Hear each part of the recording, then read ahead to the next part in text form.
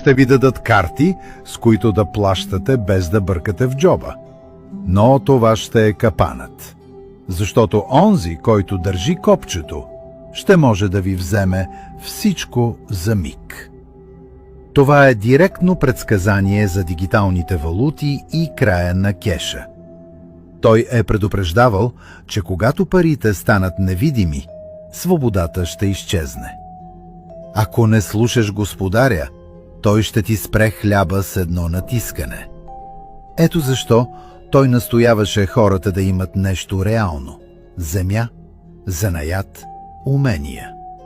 Защото невидимите пари могат да се изпарят, но умението да отгледаш домат или да поправиш покрив никой не може да ти вземе. Третият знак е политически.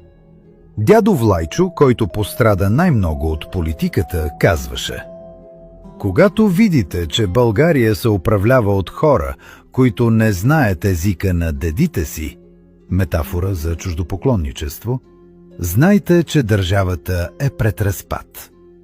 Той виждаше как вълци в овчи кожи влизат в парламента. Те ще говорят за демокрация, но ще продават суверенитет. И точно в този момент, на най-голяма слабост, икономическата буря ще удари. Това няма да бъде бавен процес. Влайчо описваше срива като срутване на язовирна стена. Вчера сте имали работа, имали сте кредити, имали сте планове. Днес банката е затворена, картата не работи, а в магазина рафтовете са празни. Градовете